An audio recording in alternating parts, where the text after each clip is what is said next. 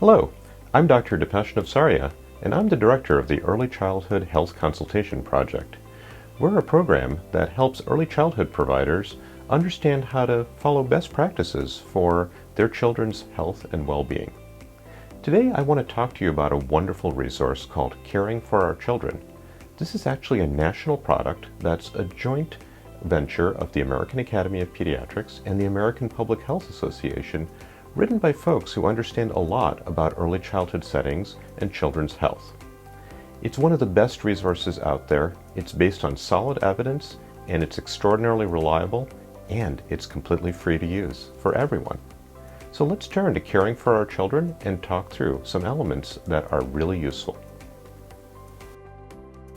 First of all, let's go to the Caring for Our Children website.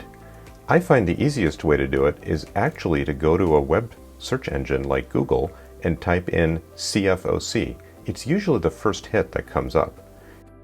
You could also type in nrckids.org/CFOC, and that will bring you right to the homepage of the Caring for Our Children guidelines. As you can see, there's a lot of different links here, but we want to highlight some of the most useful ways to use this resource. One, for example, is to type into the search box the issue or subject that you're interested in. For example, let's try fever, which is a common question that comes up with young children, of course. When you type in fever, what you find is a series of links. You can see that the first one that comes up is one about inclusion, exclusion, or dismissal of ill children. And then the second one is about guidelines for taking children's temperature. And then even beyond that are things like staff exclusion and then more specific concerns. In this case, if I'm wondering, gee, what is considered a fever? How should I take a temperature reliably? I might click on that second one, and that standard 3613, comes up, and it explains all sorts of things about what a normal body temperature is, what the range of normal is, and explains things about the different types of thermometers. They also give you some rationale, which is really useful in understanding the why behind the guidelines, some related standards, and gives you references. So if someone wants to know who came up with this, how did they come up with these concepts or guidelines, it's all right there. Another way to do this, if you go back to the Caring for Our Children homepage, is to look through the table of contents. And if you go to the CFOC menu at the very top and go to the second item, which is Table of Contents, you'll see the 10 chapters that constitute Caring for Our Children. And if you click the little plus sign along the left, it will give you the subparts. For example, if I click the one next to Chapter 3, Health Promotion and Protection, then you'll see some of the subsections there. For example, on hygiene, which is section 3.2, and I click that plus sign, and then it shows me the subsections there, which are things like diapering, changing soiled clothing, hand hygiene, exposure to body fluids, and so on. And then of course you can click on the numbers at any point that are in blue, and that will give you the actual standard to read through. So you can go through a direct search, or you can go through the table of contents. There's two other useful areas that we want to highlight for you.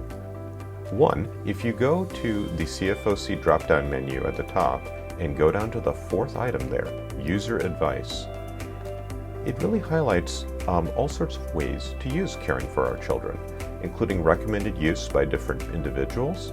It explains the types of requirements, defines the types of facilities, what they mean by age groups, and talks about the format as well as relationship to laws, ordinances, or regulations.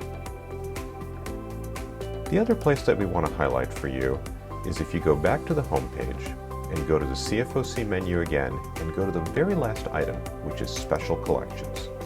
And at the very end there is a resource called Stepping Stones to Caring for Our Children. And by the way, this is in both English and Spanish. I'm going to click to the English version right now. And what it does is it shows selected CFOC standards which are the most likely to prevent serious adverse outcomes in early care and early education settings. And there's a PDF that is very useful here that if you click on that link, it helps you walk through a checklist. It's useful for licensing staff, it's useful for early childhood educators, also by families and of course us, child care health consultants. And it shows different checklists with standards, and this is a great way to kind of help put CFOC into action and say, are we doing these things? Are we covering the different things that are most important? There's a lot of items here, so please don't feel like you need to go through everything all at once. And probably you're already doing many of these things because it's part of state licensing processes. But it's another way to kind of walk through this and ensure that you're optimally doing things. We hope you found this tour through Caring for Our Children really helpful. We at the Wisconsin Early Childhood Health Consultation Program are happy to help you out in your quest to make lives of children and families better in the work that you do. Please reach out to us. We have consultation available, of course, through text, telephone, or email, or our website form as well. You can also use the many resources on our webpage or attend our webinars and other communication resources that we produce on an ongoing basis. Thank you for the work that you do.